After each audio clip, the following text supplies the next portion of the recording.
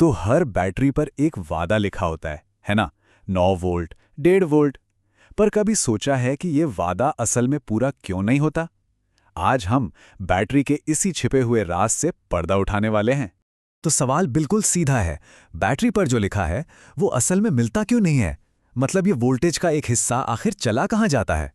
चलिए इस पहेली को मिलकर सुलझाते हैं।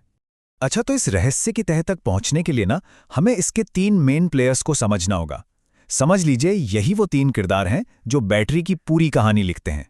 तो हमारा पहला किरदार है ईएमएफ, यानी इलेक्ट्रोमोटिव फोर्स। अब इसे आप बैटरी की आदर्श ताकत या उसका ऑन पेपर वाला वादा मान सकते हैं। ये वो मैक्सिमम वोल्टेज है जो एक बैटरी दे तो सकती है, पर सिर्फ तब जब उससे कोई काम नहीं लिया जा रहा हो। दूसरा किरदार है टर्मिनल वोल्टेज, जिसे हम V से दिखाते हैं। देखिए, अगर ईएमएफ कागजी वादा था तो ये असली हकीकत है। ये वो वोल्टेज है जो हमें तब मिलता है जब बैटरी सच में किसी सर्किट में काम कर रही होती है, और असल में यही हमारे काम आता है। और अब मिलते हैं हमारे छिपे हुए मुजरिम से। इसका नाम है इंटरनल रेजिस्टेंस या छोटा आर।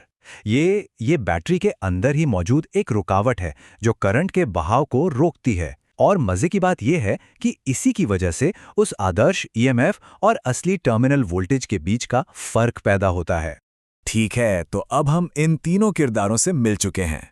तो अब ये देखते हैं कि ये एक दूसरे से जुड़े कैसे हैं। इनका जो रिश्ता है ना, वो एक बहुत ही सीधे साधे नियम पर टिका है। और ये रहा वो formula V is equal to E minus IR। इसका मतलब क्या हुआ? मतलब ये कि जो असली वोल्टेज V हमें मिलता है वो बराबर होता है आदर्श वोल्टेज E के, जिसमें से इंटरनल रेजिस्टेंस R की वजह से होने वाले लॉस को घटा दिया जाता है। ये इक्वेशन साफ साफ दिखाता है कि हमारा मुजरिम हमेशा कुछ ना कुछ वोल्टेज चुरा ही लेता है। तो सवाल यह है कि इस छिपे हुए मुजरिम को पकड़ें कैसे? इसके 2 रास्ते हैं। ये इस बात पर डिपेंड करता है कि हमारे पास सुराग क्या-क्या हैं। या तो सर्किट में बहने वाला करंट I, या फिर सर्किट का बाहरी रेजिस्टेंस R। चलिए, बहुत थ्योरी हो गई। अब इन नियमों को एक्शन में देखते हैं। हम 2 असली केस फाइलें खोलने जा रहे हैं और इस पहेली को हमेशा के लिए सुलझा देंगे। तो ये है हमारी पहली केस फाइल। हमें असली रियल वर्ल्ड वोल्टेज का पता लगाना है। हमें क्या-क्या पता है? एक बैटरी है जिसका ईएमएफ है 10 वोल्ट, उसका छुपा हुआ रेजिस्टेंस है 2 ओम, और जो बाहरी सर्किट है वो 8 ओम का है। तो सबसे पहला काम, हम करंट कैलकुलेट करते हैं जो कि आता है 1 एम्पियर।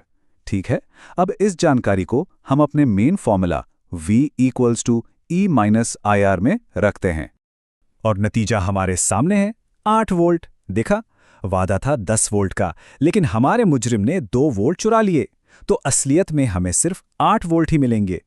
अब आते हैं दूसरी केस फाइल पर। इस बार हमें सीधे सीधे मुजरिम को ही पकड़ना है। हमें यह मालूम है कि बैटरी का ईएमएफ तो 2.2 वोल्ट है, लेकिन जब उसे 5 ओम के सर्किट से जोड़ा जाता है तो वो सिर्फ 1.8 वोल्ट ही दे पाती है। तो चलिए अपने दूसरे फॉर्मूले का इस्तेमाल करते हैं और पता लगाते हैं कि ये छिपा हुआ रेजिस्टेंस आखिर है कितना। और बस थोड़ी सी कैलकुलेशंस और मुजरिम हमारे सामने है 1.1 ओम। यही था वो छिपा हुआ रेजिस्टेंस जो वोल्टेज को 2.2 वोल्ट से खींचकर 1.8 वोल्ट पर ले आ रहा था। लेकिन रुकिए, कहानी में अभी एक आखिरी ट्विस्ट बाकी है।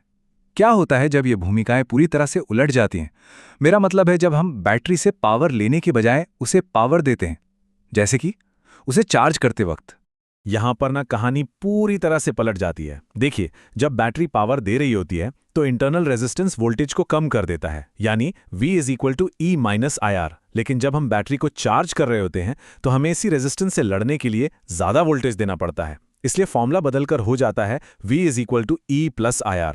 मतलब वही रेजिस्टेंस जो पावर लेते समय एक छोटी सी रुकावट था, चार्ज करते समय एक बड़ी दीवार बन जाता है। तो इस पूरे रहस्य से हमें क्या सीखने को मिला? पहली बात, हर असल पावर सोर्स के अंदर एक छिपा हुआ मुजरिम होता है, इंटरनल रेजिस्टेंस। दूसरी बात, इसी की वजह से जो रियल वर्ल्ड वोल्टेज है वो हमेशा उसके ऑन पेपर वादे से कम होता है। तीसरी बात, इन सब का रिश्ता V equals to E minus IR से तय होता है। और आखिर में सबसे जरूरी बात यह है कि बैटरी चार्ज करते समय ये पूरा खेल ही पलट जाता है। और जाते जाते एक सवाल छोड़ जाता हूं। अगर ये छोटा सा छिपा हुआ रेजिस्टेंस हर साधारण सी बैटरी पर इतना असर डालता है, तो जरा सोचिए कि इसी तरह का एनर्जी लॉस हमारे विशाल ग्लोबल पावर ग्रिड्स को किस हद तक प्रभावित करता होगा।